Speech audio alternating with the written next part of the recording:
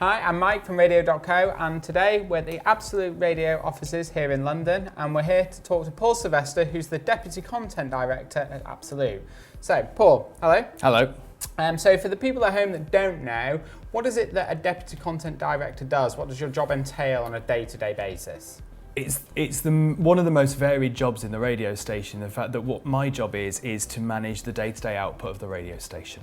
So I look after the presenters, the producers, what the strategy of the station is in kind of working with the content director and working out what Absolute Radio is and how we go about, growing and building both our audience and our revenue. It's about looking for new talent, coaching the talent that we've already got, and basically making sure the radio station stays on air. How has Absolute Radio used content in order to grow your listener base?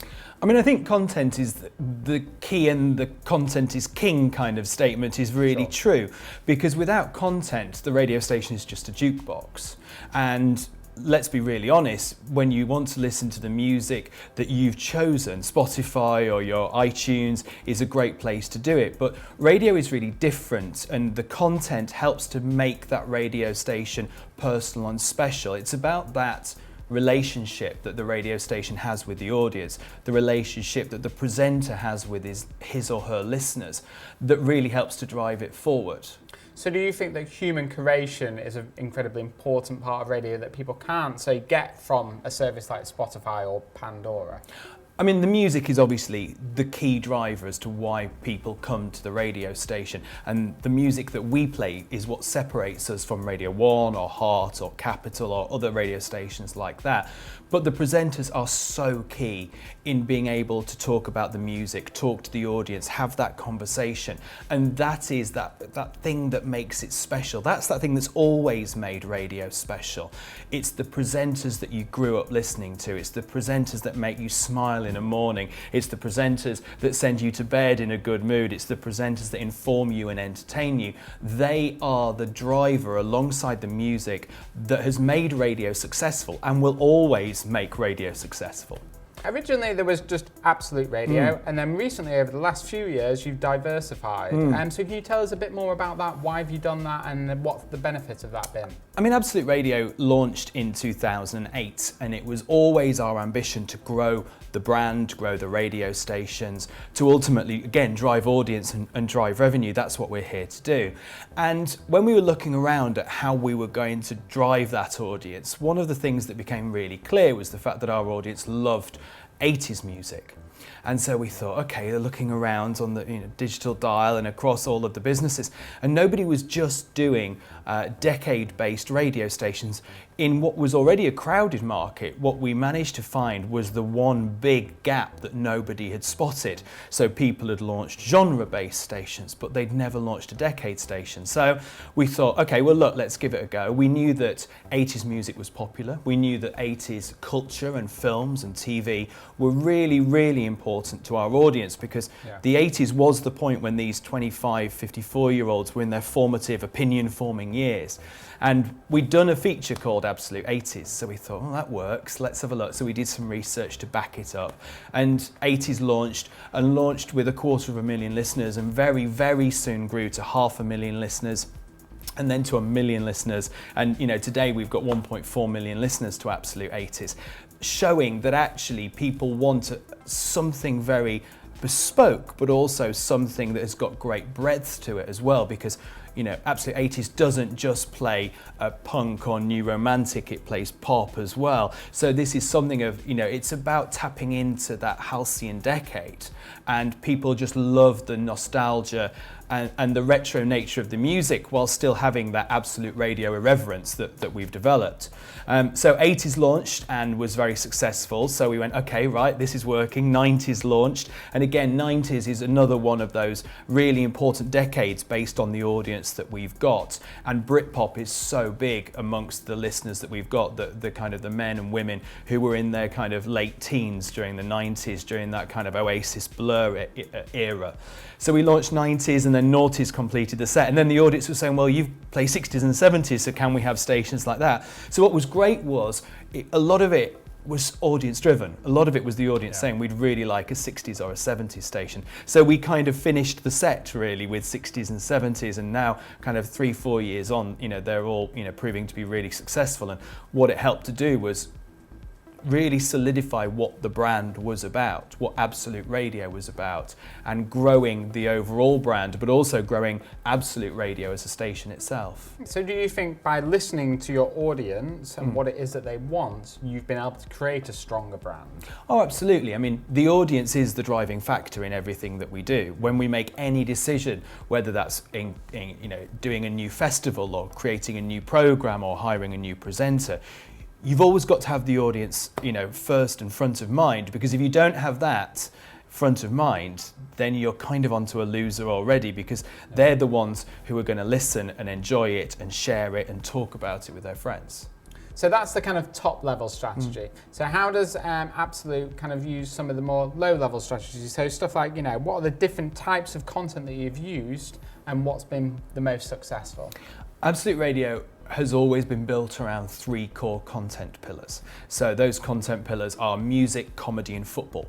And the reason we talk about music, comedy and football is that when we launched, we did lots of research into what the audience wanted from a radio station. And those were the 3 drivers that came back. They were the 3 core things that when the audience want a radio station and want to be able to really have that relationship with that station and with those presenters, these were the things they were interested in. So let's take money, mortgages, kids, wives out of it. What are their passion points? It turns out it was music, comedy and football. So we've built a brand and a radio station around those 3 things. So music is very much guitar-led rock and pop from the 60s to today, emphasis on live music as well. Football, we decided to go out and get Barclays Premier League commentary rights and then bring Ian Wright in to be able to host our post-match show. So you've got football and entertainment. And comedy, we've experimented with lots of different types of comedy content, whether that's hiring the brilliant Frank Skinner for Saturday mornings, or whether that's doing a comedy panel show, or whether that's doing talking heads programs, or even the way we use comedy in our branded content. That's been a really big part of it. So the content we've really haloed is that music, football, comedy triumvirate. In terms of the branded content that you've done, can you explain a bit more about that? Kind of what are some examples of that and what's worked? I think what's been really interesting over the last 5 to 6 years is how clients demand more from a radio station now. We started to see this with the relaxation of the Ofcom code back in kind of 2010 time, which freed us up to be able to do more exciting stuff, which meant we weren't shackled by silly rules about talking about products when you're trying to advertise products. And so what this has done is allowed us to be able to do more fun things with our branded content and to be able to make money in a more interesting way, so that sponsorships aren't just badging exercises, promotions aren't just straight competitions. We can do so much more. So some of the kind of examples that we're really proud of is that, again, when James Bond, the last James Bond movie launched, we took Absolute Radio Noughties and made it Absolute Radio 007 for a day, just playing Bond music, being able to deliver the key messages for the client and just really talk to a core community of Bond fans and give them exactly what they wanted. We've also done things like the David Bowie documentary at the V&A Museum. What was great about this was we were given some money by the V&A Museum to promote their exhibition, but not by giving away tickets, by doing something much more interesting and being able to, again, tap into that community of Bowie fans and say, look, here's an exhibition that's got great credibility. So talking to the curators of the exhibition, but also talking to fans and friends of David Bowie to create something that was an immersive experience for the listeners. So the listeners loved listening to this documentary.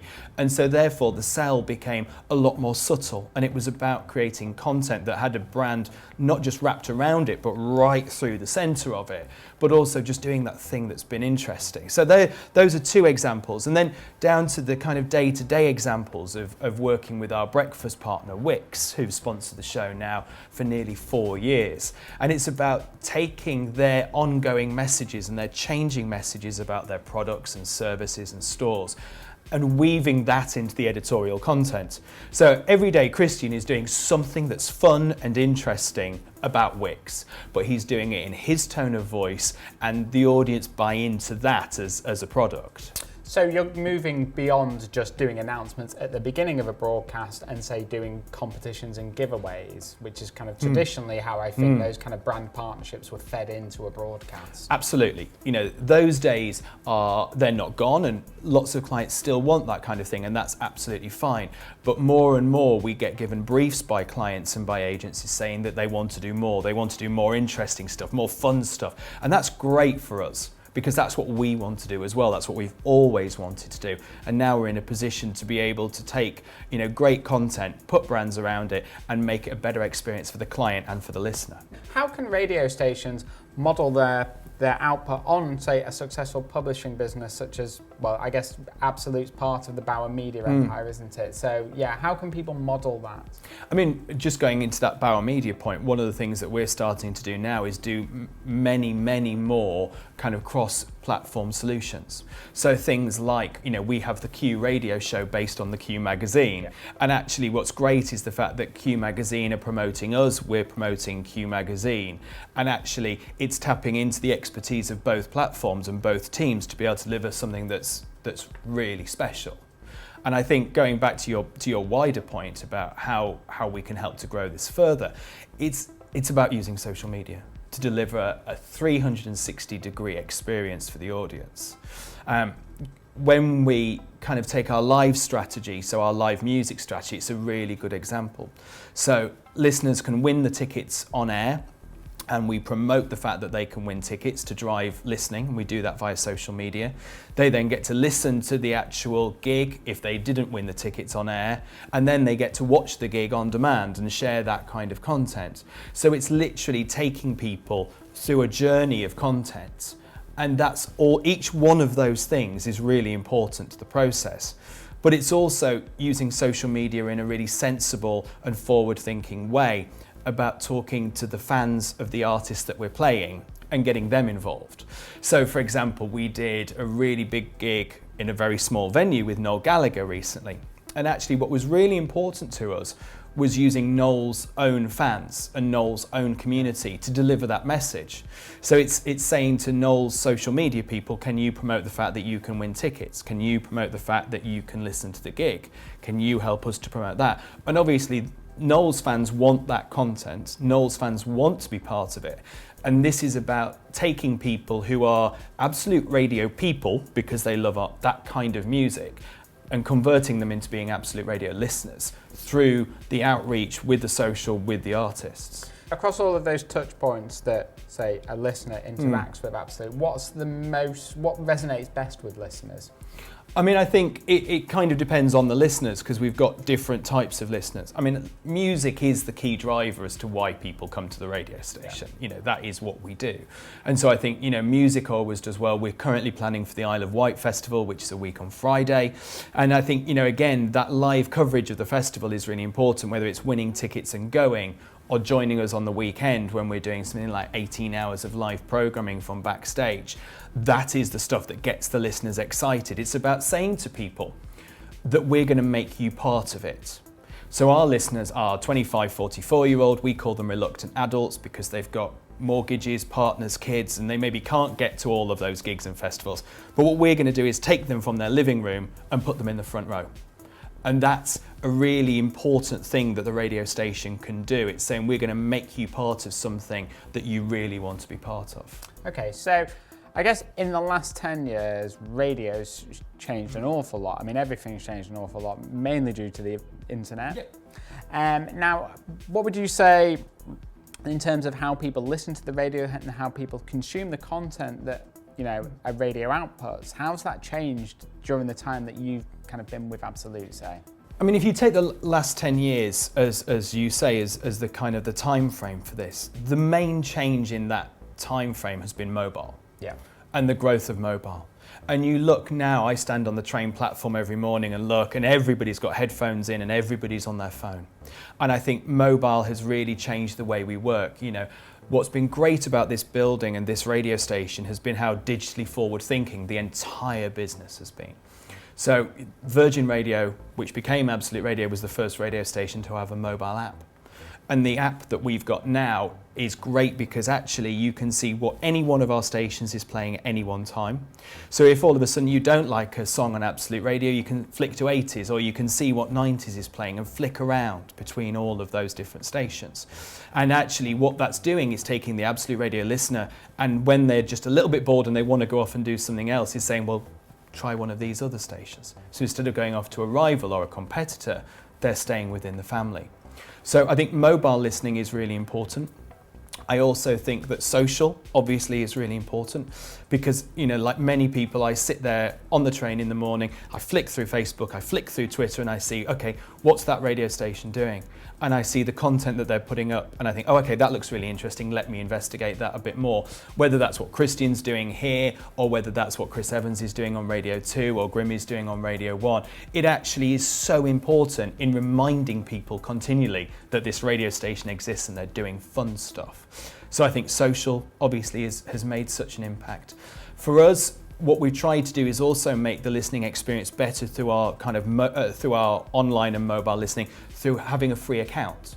So listeners log into their free accounts, and then all of a sudden what we do is we now know who they are, what age they are, what sex they are, where they live, and actually we can personalize the experience for them in terms of the adverts that they listen to. Now that's really important because actually what that means is you're not getting served loads and loads of adverts that aren't relevant to you, and we can actually work with clients to target specific communities. So the story I always tell about this is my ex-boss was badgering me and badgering me and badgering me, asking me why the Budweiser campaign hadn't signed off. I've not heard that advert on our in-stream product, which is the product that we've got for delivering this material. Why hasn't it signed off? You told me it was going to sign off. And so I went away and did some investigation work. And they wanted to target under 40s, and he was 41. So he wasn't getting served that campaign of adverts, although it did exist, it was there, it was on the radio. And so it was a really special moment to say, look, this is really working. And by being able to deliver this personalized messaging, obviously we can charge a premium for that, which makes that really more, valuable to us, valuable to the client, because there's no wastage. Yeah. And the other benefit is, of course, that the listeners then get those bespoke adverts, and we can fill the rest of the ad break with music. So half the adverts, more music. That's what people want. They want adverts that are relevant to them, but they also want to hear more songs. Absolutely. So Absolute is quite a forward-thinking station. And so how does it set itself apart as a station from, say, other competitors in the market? I mean, I think it is, firstly, it's that personalization of the commercial messaging. Yeah. It is the ambition within the branded content. It's the clear focus and that targeting of music, comedy, football. But also it's about those little things that just make this radio station really special. So this time last year, we talked about the digital decade stations. Until this time last year, we had the Christian O'Connell Breakfast Show running across them all, but it was playing the music of the main station. And we managed to make the technology work. We sat here for 5 years, almost pushing a problem away because we didn't know how to deal with it. And that was the fact that listeners wanted Christian O'Connell, but wanted 80s music. So what we did was we worked with our in-house developers, who are some of the most talented people in media, to create this product called Project Banana. Banana being splits. So Christian presses one button, and one song fires on Absolute Radio, and a different song fires on 80s, 90s, noughties, 60s, 70s and classic rock. So what that means is your great content, your commercial messaging, the attitude, the irreverence of the product stays, but you choose the playlist with which you want to listen to. And what's great about that is the music guys and the technology guys worked really, really hard together to make sure that the songs are of the same length, of the same tempo. So, and what that means is that Christian's not coming back off a really sad song on one station, a really happy song on another station. They're all matched and mixed to be able to work, so that when he comes back on, it feels like one fluid radio station. And if you listen on 80s or 90s or noughties, you think you're getting your own personal breakfast show. It's one breakfast show with 7 playlists. And I think that's one of the things that, Christian, as he says, it's a voodoo. I don't understand how it works. But it's great when you shock the industry and you make the industry think about going that one step further to make that listening experience special. Yeah, absolutely. So how can stations use their presenters or leverage their presenters to help create content? I mean, I think one of the great ways in which presenters can create their own content is, again, going back to social media once again. So social media is brilliant because presenters like Andy Bush, who does our afternoon no repeat guarantee show, he's got something that he wants to say on the radio. And actually what he does is he puts it on social the night before. So he puts it on Facebook and Twitter, and when he goes on air, he already knows kind of what the audience think, and he's got great examples. So it's about using your presenters to be your brand ambassadors, allowing them the freedom to do whatever they want, to have their say, and encouraging them to get and use their own communities to help build the radio station's communities. I see it on a Sunday afternoon. Rob Beckett, who presents our rock and roll football show, is on there on a Sunday morning asking questions of people, asking them what they want to talk about, what they want to play, what songs they want to play, how they feel about that day's football. And when he gets on air, he's got the tone and texture right. He knows what the listeners are after from the show. And I think, obviously that's a really important thing for us. So essentially a station's talent pool can be an integral part of its content strategy. Oh, I mean, they are a massive part of our content strategy. Whether that's Frank Skinner on a Saturday morning, whether it's Righty on a Saturday afternoon. Righty talking about football is brilliant because that's what Righty knows and that's what Righty loves. And what's great is we know that Righty has got his own fan base. There are those millions of Arsenal fans, millions of England fans, who when they know that Ian Wright is on the station, again, they may not have heard about Absolute Radio necessarily, but they know of Ian Wright. So they come to us because of the power that he has. And I guess in terms of drawing in listeners, that's incredibly useful. Oh God, absolutely. I mean, we know that people have started to listen to Absolute Radio because of Ian Wright. We know that people have found Absolute Radio because of Frank Skinner.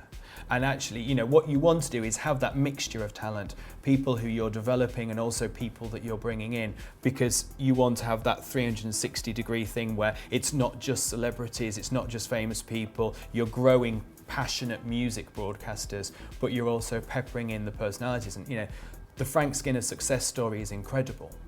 And the passion that Frank has for radio is incredible. And the fact that he loves coming in on a Saturday morning to do his radio show is something that we're really proud of. And the fact that he enjoys it and it does well is something that's been a massive success story for us. And so then in terms of social media and social networks, which platforms are kind of most useful for driving traffic to the station?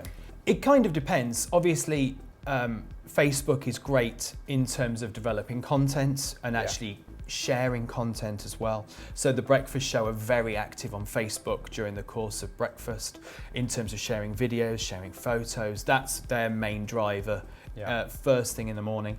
During the course of the day, Andy uses Twitter a lot more to get very quick, instant responses to stuff that he's saying. And also then we use YouTube as well for putting, on YouTube our gigs and our sessions, so that people who've got the time to watch those gigs and sessions and want to watch them have got a platform that they can do it on. But actually, whilst you're using YouTube there, you're using Facebook and Twitter to be able to drive towards them and sharing those little snacks that make you want to have the main meal, I guess you'd want to say. Instagram is important for us and is growing in importance, but nothing's as important right now as Facebook and YouTube. But obviously podcasting has always been something that we've really been proud of at Absolute. One of the first kind of pioneers within commercial radio to get behind podcasting. And we do nearly 5 million podcasts a year now. Frank Skinner remains the most popular podcast in commercial radio with 3 million downloads a year. That's an incredible figure. And working with iTunes to be able to promote our podcasts and showcase them in an amazing shop window is something that we've really enjoyed doing. And again, it's about, because of the things that you see when you see the Frank Skinner podcast page, you see people also subscribe to. Yeah. So what you're doing is on the Radio 4 comedy page, they're also seeing that people also subscribe to Frank Skinner. So it's about using that as a marketplace for us to showcase, our product and our talent. And podcasting obviously has got so much more easier in the mobile age. Gone are the days of download, attach, sync, unattached, take it away, listen. Now you're streaming all the time. Yeah. And so many people are streaming our podcasts as they go on their journeys. So I think, podcasting while it's never maybe hit those numbers that everyone thought it was going to do, you know, remember the days when podcasting was going to replace radio in the same way video was going to replace radio. It is a brilliant tool, and it's part of that toolkit that we've got in terms of showcasing what we've got to do and offering people the choice of how they listen, when they listen, and on what platform they listen. And I guess things like YouTube and podcasting, they also allow you to give longevity to the content that you've produced. Oh, it's a living archive. Yeah. We still here with Frank, and I've used Frank a lot for this, but it's a great example of people finding Frank and then working their way back through the catalogue, or they hear one and then they go back and start again, and God bless them, they've got 5 years of content to get through. So you'll hear Frank saying, I've had an email from so-and-so who says that in 2013 we discussed this. And you think, crikey, people are going back. But it is a living archive. It's great that nowadays radio isn't just that thing that's been and gone. It can be enjoyed whenever you want. Where do you see things going in the future in terms of Absolute? I mean, we'll continue to grow the brands, we'll continue to grow the decade stations, and continue to create something that's symbiotic. So everything feeds into the Absolute radio station, but there is that choice to be able to feed back out again. I think we're only going to see better branded content, more ambitious branded content.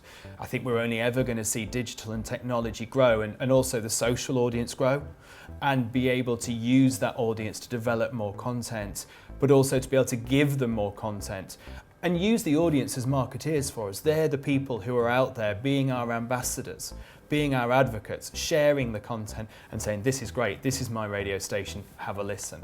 And I think that's the kind of the big key driver for the next 12 to 18 months. Awesome. Well, thanks very much for joining us today. I think some of the insights you provided are going to be really interesting for our viewers. Pleasure.